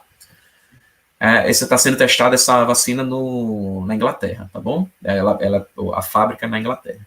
E aqui o resultado do estudo, né, da fase 1 e fase 2. Então, pacientes que foram vacinados com ACWY, meningite ACWY, quando a gente testou anticorpo neutralizante de coronavírus, eles não produziram, está tudo zerado aqui embaixo, né? Mesmo 0, 7, 14, 28, 35 dias depois da vacinação. Quando a gente pega a vacina, que é a vacina que está sendo pesquisada, a vacina simples e a vacina com boost, que a gente chama, que é uma coisa que aumenta o potencial da vacina, a gente vê que depois de mais ou menos 14 dias, a gente parte aqui, 0 dias não tem produção de anticorpo, 7 dias não tem produção de anticorpo, 14 dias já vai lá para cima, 28 dias também lá para cima, e após 56 dias ela mantém a produção de anticorpo neutralizante. Mesma coisa aqui, depois de 7 dias nada, com 14 dias já começa a produção.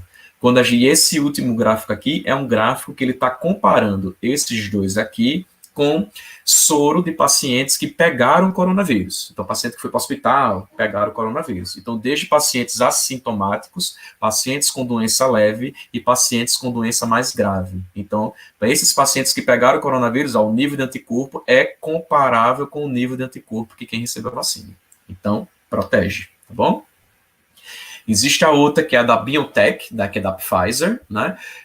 O estudo foi lançado na Nature, né? Agora, 22 de outubro, é um estudo mais recente, né? Essa aqui é uma vacina de RNA mensageiro, já vou mostrar para vocês como é que vai funcionar a vacina de RNA mensageiro, é uma tecnologia nova, então teria problema da gente fazer essa vacina aqui no Brasil, porque a gente não dispõe dessa tecnologia. Do mesmo jeito, foi fase 1 e fase 2 combinada. A fase 3 agora está sendo feita na Alemanha e nos Estados Unidos. A gente tem, essa fase que foi 1 e 2 combinada, teve só 45 participantes e foi um estudo simples cego. Então, muito pouco participante e simples cego do mesmo jeito. Diminui a chance de eu confiar naquele estudo, tá? Não que eu não vou confiar, mas diminui a minha confiabilidade no estudo. Pacientes tiveram só dor no local da injeção, cefaleia e dor muscular, né? E ela conseguiu produzir anticorpos neutralizantes também. O que é uma vacina de RNA mensageiro? Então, vocês sabem, nem Cris falou, eu já falei também aqui, o que acontece? Aquele vírus, né, ele tem o seu material genético, ele vai infectar a minha célula, principalmente a célula do pulmão, vai ficar dentro da célula e aquele material genético do vírus, ele vai fazer com que a célula produza as proteínas que ele quer, né? E é o que a gente faz? A gente pode partir de todas essas etapas, pegar somente o RNA do coronavírus, né? Eu pego aquele material genético do coronavírus, boto ele ao redor de uma membrana de lipídio, que é de gordura, para proteger aquele material genético. Nessa membrana de lipídio, além de proteger esse RNA mensageiro para ninguém destruir esse RNA mensageiro, na hora que ele chega lá na célula, a célula também é envolta por uma camada de lipídio, essas duas camadas vão se juntar como se fossem duas gordurinhas. Lembra quando tem numa água, numa solução, tem duas bolhas de óleo, quando uma junta na outra, elas se unem, né? Então acontece a mesma coisa. Esse RNA vai entrar na minha célula e aquele RNA vai estar ali, o ribossomo que está dentro da célula vai identificar aquele RNA e vai começar a produzir a proteína do coronavírus. Essa proteína vai para a superfície e o sistema imunológico vai lá e consegue detectar aquela proteína, tá? Por que é legal isso aqui? Porque esse RNA mensageiro, logo depois que ele começar a produzir as proteínas, ele vai ser destruído, né? Ele não se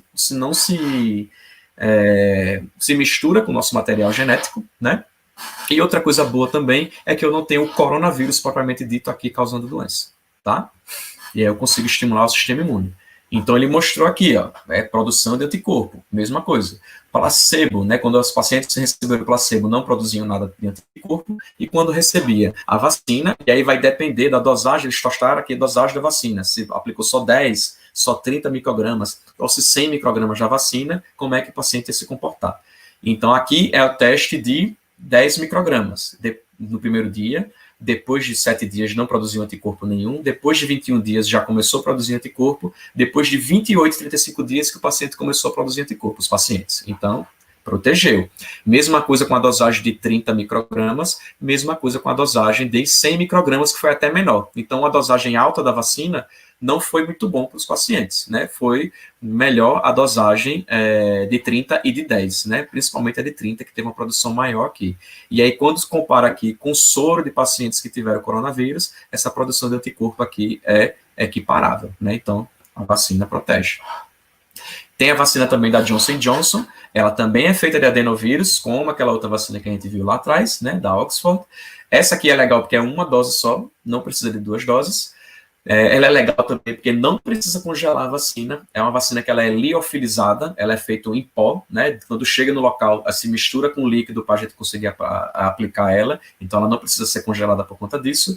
Está ocorrendo a fase 3 agora com 60 mil pessoas, e a fase 2, que também é uma vacina que não tem estudo publicado, né? Ela está em pré-print também, ele foi duplo cego, randomizado, placebo controlado, mas ele é um pré-print, tá? Ele não foi publicado em nenhuma revista. Os pacientes tiveram só uma dor muscular quando aplicou ela, e também foi uma vacina que a gente parou de investigar, porque teve um caso aí que foi investigado e que não tinha nada a ver com a vacina, e depois ele foi continuado, né? E aí, nessa vacina aqui, só os indivíduos mais jovens tiveram resposta celular significativa. Então, a resposta celular em idoso foi menor, né? Então, seria uma vacina que teria um efeito maior em indivíduos mais jovens, né? E a gente vê aqui a produção de anticorpo, né? O placebo não produziu anticorpo nenhum. Aqui, a dosagem de 5 vezes 10 elevado à décima, 1 vezes 10 elevado à 11ª, teve produção de anticorpo, né? E além de produção de anticorpo, a gente também viu que teve resposta de células CD8, né? Células CD4 também, TH1, e células CD4 TH2 não teve resposta, que é uma coisa boa, né? Porque aqui é uma resposta mais alérgica, né? E aqui é a resposta mais de ataque a vírus e bactéria. Então, esse aqui tem que responder, esse aqui não tem que responder. Então, foi uma coisa legal da vacina, tá? Temos a vacina russa, né, que é a do Instituto Gamaleya, né, ela também é um vetor, é adenovírus, né, utiliza adenovírus humano e de chimpanzé. Ela está sendo aprovada em uso condicional na Rússia também, na Rússia, para ser utilizado em pessoal do exército, né. Esse estudo aqui que foi lançado na Lancet, agora em 4 de setembro, foi um estudo que foi fase 1 e fase 2 também. Aí vem as coisas, né? Da Rússia, ela foi muito criticada. Por que essa vacina foi muito criticada? Porque não foi um estudo randomizado, não foi um estudo duplo cego e também não foi controlado com placebo. Então, o meu nível de confiança para essa vacina aqui é lá embaixo, tá? Teve só 76 pessoas no estudo, fase 1 com fase 2, e todas elas eram russas. Então, assim, eu tenho que ter que esperar realmente, quando essa vacina for feita fase 3, se ela for feita randomizada, duplo cego e controlada com placebo, e feita no número maior de pessoas, é que a gente vai considerar utilizar ela, né?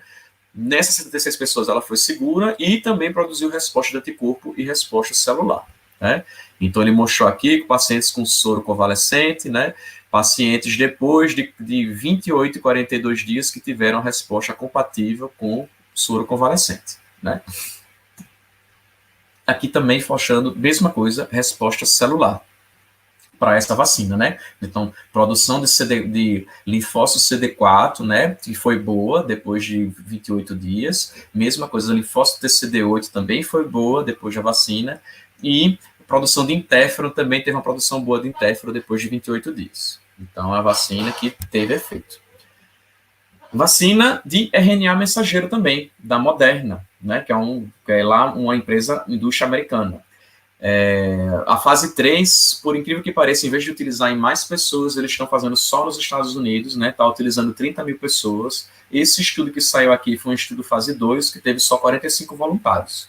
Esse estudo não foi cegado, não foi randomizado e não teve controle com placebo também. Então, minha confiabilidade nessa vacina é lá embaixo do mesmo jeito. E não testaram, e uma coisa que a pessoa gasta dinheiro para fazer isso daqui e na hora, não sei o que acontece, né? Eles não testaram, essas 30 mil pessoas que estão recebendo a vacina aqui, não, esses 45 que tomaram a vacina aqui, eles não testaram se as pessoas já tiveram antes o coronavírus. Então, tudo bem, eles produziram anticorpo, mas eles produziram anticorpo porque já tiveram coronavírus antes, né? Eles não testaram para ver se o paciente já tinha tido contato com coronavírus, né? Já teve contato com coronavírus antes ou foi por causa da vacina que eles produziram anticorpo? Então, assim, esse estudo foi um estudo que não é bom, né? E aqui mostrando os resultados, a dosagem de 25 microgramas, a de 100 microgramas e a de 250 microgramas. Soro convalescente, e a gente está vendo aqui, né, que a de 25, a de 100 e a de 250 produziram anticorpos neutralizantes, mas é um estudo que a gente fica mais na dúvida. E aí as duas últimas, que é da CanSinoBio, que é outra empresa chinesa também, que também faz a vacina com adenovírus, né?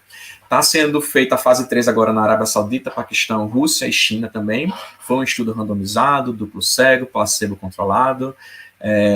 Eles viram no estudo que teve uma resposta celular imune menor em doses, em idosos, e aí estão pensando, será que nos idosos a gente vai fazer 2 doses? Né? Eles não testaram ainda, mas pensaram nisso. E 97% dos participantes de fase 2 produziram anticorpo e tiveram resposta imune celular, que é uma coisa muito boa, né?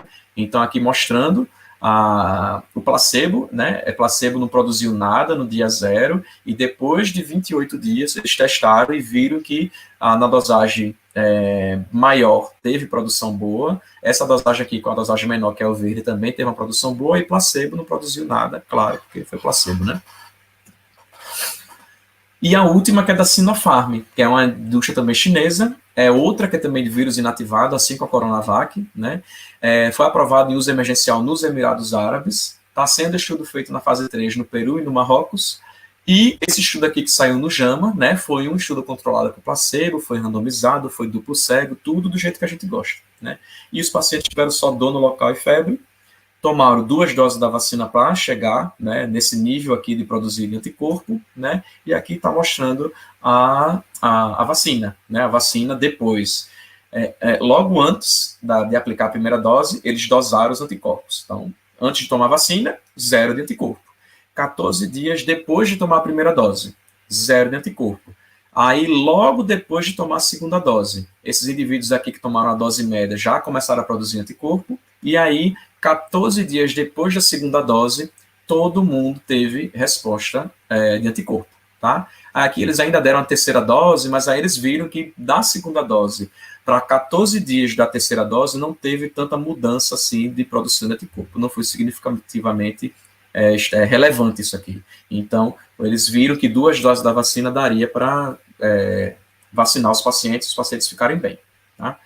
E aí, falando só um pouquinho de pontos comuns entre as candidatas, né? A gente está vendo que os anticorpos neutralizantes, na maioria delas, quer dizer, quase em todas delas, só subiram depois de 28 dias depois da vacinação.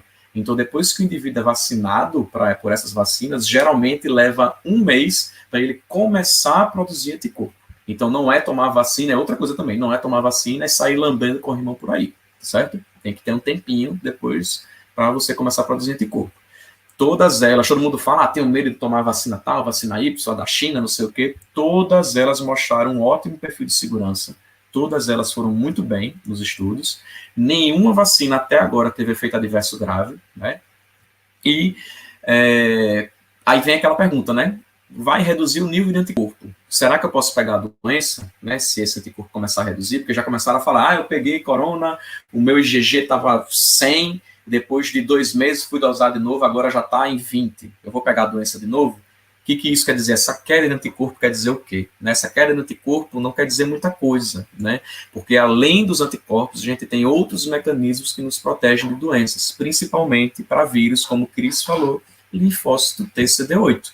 Então, quem me protege dos vírus não é assim o anticorpo, né? Não é o primeiro, o ator principal da proteção contra vírus, é o linfócito TCD8. É ele que vai proteger. Então, pode ser que meu anticorpo caia e a resposta celular do linfócito TCD8 ela continue por longa data. Mas isso é uma coisa que a gente tem que estudar ainda. A gente não sabe se a gente pode pegar a doença de novo. São raros os casos, raríssimos os casos de reinfecção, né, descritos na literatura, de reinfecção por SARS-CoV-2. Né? E aquela história, precisa mesmo tomar vacina? Né? Então, aquilo que a gente está conversando desde o início. É essencial que eu tome a vacina para me proteger e para proteger os outros. Né? Então, tudo bem, eu tenho o meu pai ou a minha mãe, que tem 80 anos, que está em casa, né? E para ela não pegar, ela está isolada, tudo bonitinho lá, mas talvez ela não tomou a vacina ainda, para eu conseguir proteger ela, as pessoas que estão ao redor dela têm que estar protegidas, né? E aí seria interessante, numa consciência social e de todo mundo, né?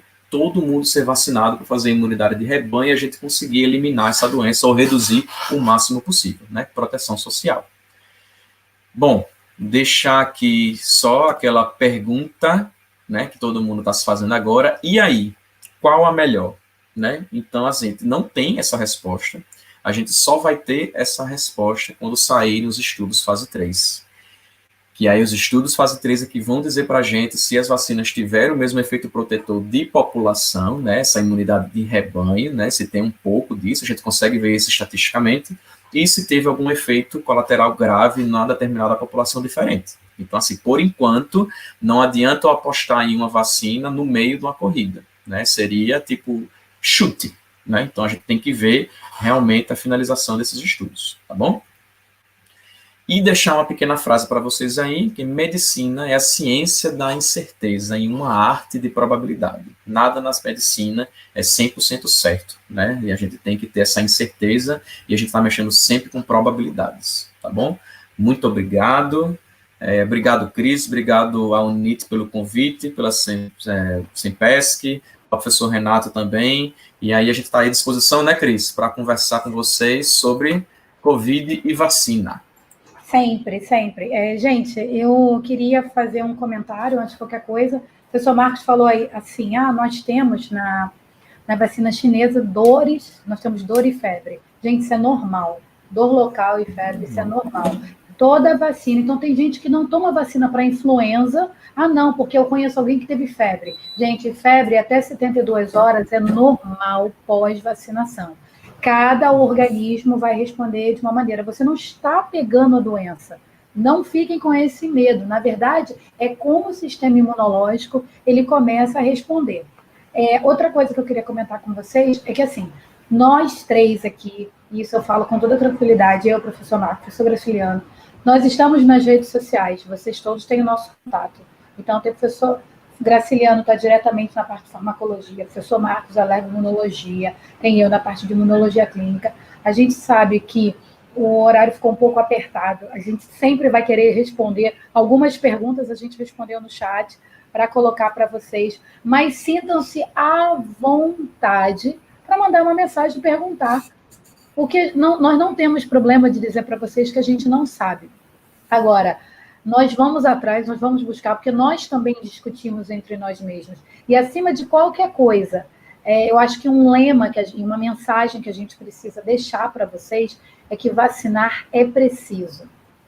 Então, não para mim, não para você, mas para todos nós enquanto humanidade, entendeu? Apesar do discurso de Hipócrates ser apenas para a medicina, ele vale para todos nós. Porque, na verdade, a gente está aqui hoje para fazer a diferença. E uma das coisas que todo profissional de saúde faz, e que eu acho que está assistindo aqui, é o seguinte, é prometer consagrar sempre a vida ao serviço da humanidade. Professora Graciliana, a palavra é toda sua sempre, né? O áudio, Graciliano, o áudio. Eu queria agradecer a brilhante participação aí da professora Cris e do professor Marcos. Eu acho que foi, assim, uma avalanche de informações muito proveitosa. Eu nunca fiquei assim, estou extasiado aqui com o volume de informações. Não estamos ouvindo. Falhando.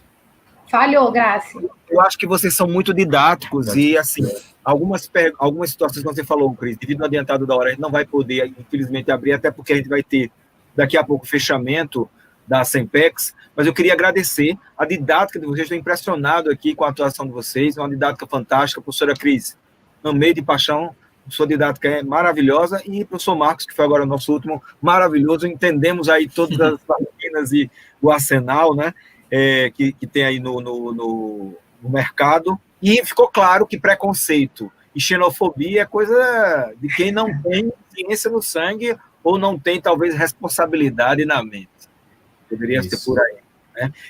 Então, assim, queria agradecer do fundo do coração em nome da professora Silmar, em nome do professor Renato Jabu, do pessoal da organização toda aqui. Fiz um trabalho incessante, quase uma semana de evento aqui. Não foi a pandemia que fez a UNIT parar, nós, pelo contrário, nos reinventamos. A UNIT é resiliente, não é resistente, nós estamos nos reinventando. Então, em nome da UNIT, desse corpo maravilhoso que quer o melhor, que está dividindo, somando e multiplicando com todo mundo, eu queria agradecer imensamente e convidar todo mundo, não é, para nosso webinário de encerramento, que vai ser Arte na Saúde e Cerimônia de Encerramento, que acontecerá às 20h30. Professor Marcos e professora Cris, convidadíssimos. E, olha só, vai ter surpresas fantásticas. Eu estou sabendo aqui nos bastidores que vai ser coisa maravilhosa que a gente não deve perder. Então, assim, brigadão por todos. E o pessoal que falou, as perguntas nos abordem, porque, infelizmente, devido ao estourado de tempo, a gente vai ter que encerrar nossa live. Então, brigadão. Fiquem com Deus e até o nosso próximo encontro, se Deus quiser. Tchauzinho. Até mais, gente. Tchau. Tchau.